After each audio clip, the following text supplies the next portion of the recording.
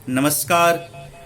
बहुत बहुत स्वागत है दोस्तों आपका हमारी कला के इस खास सत्र में। दोस्तों मैं हूं डॉक्टर राजा और आप देख रहे हैं doctor Raja Babu life studio. आज बहुत ही मजेदार बातें मैं करने जा रहा हूं आपसे, बहुत ही अहम बातें जो आप लगातार देख रहे हैं। लेकिन इसके सैद्धांतिक विचार पे अगर बात करें तो कहां से कौन से शब्द क्या आए और क्या है वो उस पर हम चर्चा करेंगे। तो दोस्तों अभी हम चर्चा करने जा रहे हैं नाटक के बारे में। पिछली बार हमने आपसे चर्चा किया था कला क्या होती है, कला शब्द कहाँ से आया, उसकी उत्पत्ति और उसके सिद्धांत के बारे में चर्चा किया था। अभी मैं आपसे चर्चा करूंगा दोस्तों, बहुत ही अहम बातें हैं, बहुत ही मजेदार बातें हैं, क्योंकि हम सभी कहीं ना कहीं कला कर्म से भी जुड़े हुए हैं, नाटक से भी जुड़े हुए हैं। तो इसलिए अहम शब्द मैं चर्चा कर रहा हूं आपसे कि नाटक, नृत्य और नृत्य तीन शब्द है। इन तीनों में क्या है और ये शब्द कहाँ से आया, नाटक क्या होता है। देखिए सबसे बड़ी बात है ना कि नाटक के बारे में अगर बात करें तो इसके बारे में हमारे भारतीय साहित्य में बहुत सारे ग्रंथ उपलब्ध है, जिसमें नाट्य शास्त्र है अर्थात साइंस ऑफ द थिएटर, जो कि fountain head of the Indian dramaturgy में है। उसमें बहुत सारी बातें वर्णित की गई है जी। The science of the theatre अर्थात नाट्य शास्त्र के रूप में हमारे पास बहुत सारी किताबें हैं, जिसे fountain head of the Indian dramaturgy जिस रूप में कह सकते हैं मैं वर्णित। देखिए चूंकि नाटक साहित्य की एक विधा ही है, नाटक साहित्य की एक विधा है जिसका प्रचलन लगभग अगर बात करें तो प्राचीन काल से रही है। और कई आचार्य अर्थात आचार्य कहूं तो पोस्ट ग्रेजुएट है ना, और या ऐसे भी लिटरली पर्सन या स्कॉलर जो विद्वान हुए हैं भारत में और विदेश में भी, तो इस संदर्भ में अपने बहुत सारे लेक्चर डॉक्यूमेंट्री रूप में हमारे पास उपलब्ध है, जिसमें हमारे इंडिया के महान विद्वानों में भरत मुनि, धनंजय, रामचंद्र, गुणचंद्र, अभिनव गुप्त, विश्वनाथ इत्यादि बहुत सारे नाम हैं जिन्होंने व्याख्या की है और जिनकी चीजों को हम सैद्धांतिक तौर पे ग्रहण करते हैं। देखिए अब आते हैं कि नाटक शब्द की उत्पत्ति आखिर हुई तो कहां से हुई। नाटक साहित्य की एक विधा है, हमने बताया कैसे है, क्या है, इसमें क्या खास बातें हैं, हम विशेष चर्चा करेंगे। लेकिन देखिए नाटक शब्द की बात करें तो पाणिनि के अनुसार, पाणिनि ने कहा कि यह नट धातु से उत्पन्न है।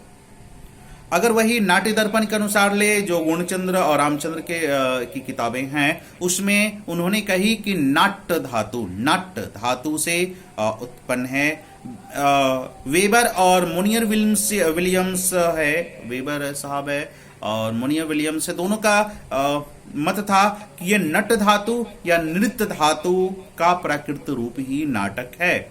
सायर ने कहा कि नट का अर्थ व्यापनोति ही है, नट का अर्थ व्यापनोति होती है और नृत्य का गात्र विक्षेपण होता है। और इस प्रकार नाटक के जो बहुत सारे पर्यायवाची शब्द अगर देखेंगे आज के डेट में तो काव्य, रूपक, काव्य, देखिए काव्य को इसमें नाटक ही कहा गया है। काव्य जो वर्णित है मूलतः नाटक कोई शब्द नहीं था, लेकिन हाँ काव्य से ही नाटक, काव्य को ही नाटक शब्द कहते हैं। रूपक जो दृश्य काव्य है जनरली उसको हम लोग रूपक भी कहते हैं, रूपक। और प्रकीर्ण भी एक शब्द है जो कि मौजूदा हालात में हम पिछले बार भी चर्चा की थी। प्रकीर्ण शब्द संस्कृत के है और रूपक जो है वह संस्कृत के है, लेकिन हिंदी में रूपक और नाटक को पर्यायवाची शब्द माना गया है। और ग्रीक वर्ड है सबसे अहम जो आजकल सबसे ज्यादा यूज कर रहे हैं वर्ल्ड वाइड, वो है ड्रामा।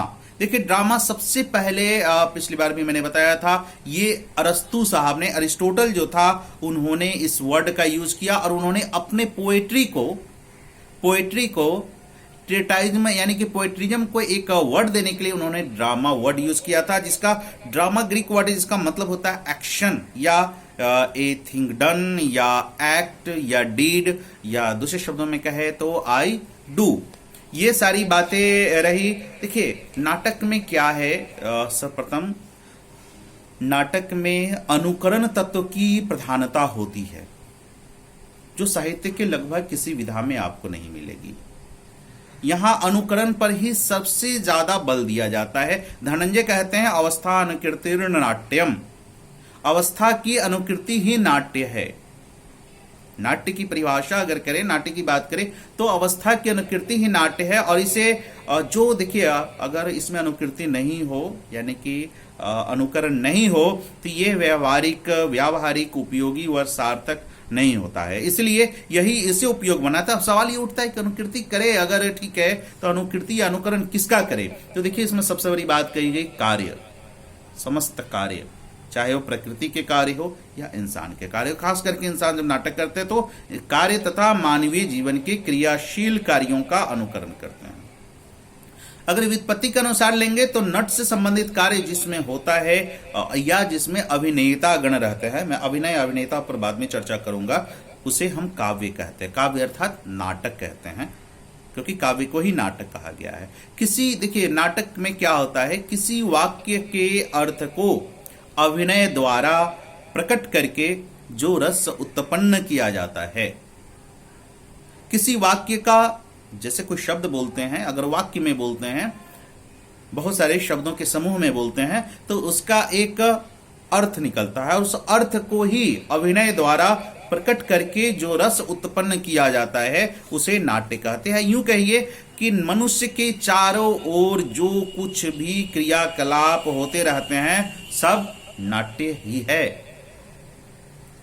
काव्य का वह रूप जो रचना श्रवण के साथ साथ दृष्टि द्वारा भी दर्शकों के हृदय में रसानुभूति करती है, उसे हम कह सकते हैं कि नाटक है। या जस्ट कहे it is a specific mode of fiction represented in performance means a play, opera, mime, ballot etc. और it is a form of performing arts where stories are enacted by the utilization of dialogue, music, signal and dance. अभी हमने कहा it is a form of performing arts. देखिए नाटक को generally हम लोग ललित कला के ही भेद मानते हैं, चूंकि प्रदर्शन कला है ये, इसीलिए कहते हैं it is a form of performing arts where stories are enacted by the utilisation of dialogue, music और सिग्नल एंड डांस। ये हम नाटक को समझने की कोशिश कर रहे हैं। इसे सबसे पहले ड्रामा वर्ड इसको कहे, ड्रामा वर्ड अगर अंग्रेजी में, तो पोएटिक कंपोजिशन को डिस्क्राइब करने के लिए अरिस्टोटल ने इसे यूज किया था। और बहुत ही अहम बातें हैं, चूंकि कला में एक अहम बातें होती है, उसे बोलते हैं माइमेसिस, और माइमेसिस का मतलब होता है रिप्रेजेंटेशन ऑफ द रियलिटी, अर्थात जो वास्तविकता है उसे हम रिप्रेजेंट करते हैं, दोबारा प्रेजेंट करते हैं। और नाटक का सबसे बड़ी चीज क्या है कि देखिए समझिए इस बात को, नाटक का जो सिंबल है, जो प्रतीक है, वह सबसे पहले शुरुआती में दो मास्क है। There are two mask, it is represented by two mask associated with drama representation of traditional generic division between comedy and tragedy. दो मास्क है जिसमें कि एक में कॉमेडी दिखाई गई है, दूसरा में ट्रेजेडी दिखाई गई है। तो मुझे लग रहा है कि ये नाटक की जो मूल बातें हैं हमने इस पर चर्चा करने की कोशिश किया, और सबसे इसमें 2-3 वर्ड हमने यूज किया है, उसके बारे में जान लिया जाए कि व्हाट इज परफॉर्मेंस। हमने कहा, अभी आपसे बताया कि it is specific mode of fiction represented in performance. तो बात यह आती है व्हाट इज परफॉर्मेंस। हम समराइज करके आपको बात रख रहे हैं, क्योंकि ज्यादा लंबा न जाए वीडियो, इसलिए मैं देख रहा हूं कि ये परफॉर्मेंस क्या है। It is A completion of task, it is A completion of task with application of knowledge, skills, abilities. जब किसी टास्क को, किसी कार्य को हम पूर्ति कर देते हैं जिसमें कि हमारा ज्ञान, हमारा गुण या हमारी क्षमता संयुक्त रूप से होती है, सम्मिलित होती है, तो उसे हम परफॉर्मेंस कहते हैं। दूसरा वर्ड हमने कहा मोड क्या है? It is identifiable kind of A literally method, या दूसरे में कहे कि ए मैनर, काम करने का तरीका, इट इज मोड। अब तीसरा वर्ड आता है फिक्शन हमने कहा फिक्शन क्या है? It is narrative form in any medium, it is narrative form in any medium, या इमेजनरी जिसे कह सकते हैं। फिक्शन मतलब इमेजनरी, दैट इज हाइपोथेसिस, कल्पना है ना, वो कल्पना, ये फिक्शन है। तो इसमें जब भी हम करते हैं नाटक में, तो ये विशिष्ट तरीका है किसी कल्पना को उजागर करने का, एक परफॉर्मेंस के द्वारा। अर्थात कार्य को पूर्ति करने का। तो दोस्तों इस कड़ी में हमने चर्चा किया और बहुत अहम चीज एक बताने जा रहा हूं। यहाँ 3 वर्ड आता है, नृत्य क्या है, नृत्य क्या है और नाटक क्या है। क्योंकि तीनों में उत्पत्ति के वेद से देखें तो कहीं ना कहीं संशय बरकरार हो सकता है, इसलिए मैंने कहा देखिए नृत्य क्या है। नृत्य में ताल और लय के साथ, नृत्य में ताल और लय के साथ हाथ पैर चलाने को नृत्य कहते हैं। इसमें भावनाओं का प्रदर्शन का महत्व नहीं होता है, केवल लय के साथ अंग संचालन अनिवार्य होते हैं। लय के साथ अंग संचालन अनिवार्य होते हैं। नृत्य क्या है? नृत्य जब नाट्य और नृत्य दोनों का समावेश हो जाता है, जिसमें भावनाओं का प्रदर्शन भी रहता है, या समझिए एक ही शब्द का अभिनय जब ताल और लय के साथ किया जाए तो उसे नृत्य कहते हैं। और इस प्रकार अब आते हैं कि नाटक क्या है। तो मैंने बताया अभी आपको कि नाटक कहाँ से उत्पत्ति शब्द हुए, नाटक की क्या परिभाषा है और नाटक के क्या सिंबल है, किसने सबसे पहले यूज किया, और नाटक अर्थात कहे तो कला का वह रूप जो व्यक्ति के तनाव और द्वंद्व की खोज करती है, अर्थात दर्शकों के बीच एक कहानी का प्रस्तुतिकरण संवादों और शारीरिक क्रिया द्वारा होती है, जिसमें अभिनय, पहनावा, दृश्य, प्रकाश, संगीत, आवाज एवं संवाद का संप्रेषण होता है। तो आज हम नाटक को समझने की कोशिश की है कि नाटक क्या है। अब थोड़ी सी इस जगह चर्चा करते हैं, भेद के लिए बाद में चर्चा करेंगे, लेकिन इसका गुण क्या है, इसकी विशेषता क्या है, इसको थोड़ा सा समझ लेते हैं। देखिए इसमें हम अपनी छवि का मूल्यांकन, साथ में मानव व्यवहार का तथा भावनाओं का मूल्यांकन गहराइयों से करते हैं। अर्थात इसमें हम अपनी छवि का मूल्यांकन करते हैं, मानव व्यवहार तथा भावनाओं को गहराइयों से समझते हैं। ये नाटक की सबसे बड़ी विशेषता है। या इसमें कहे दो कॉन्फ्लिक्ट होता है, इसका द्वंद्व दो है।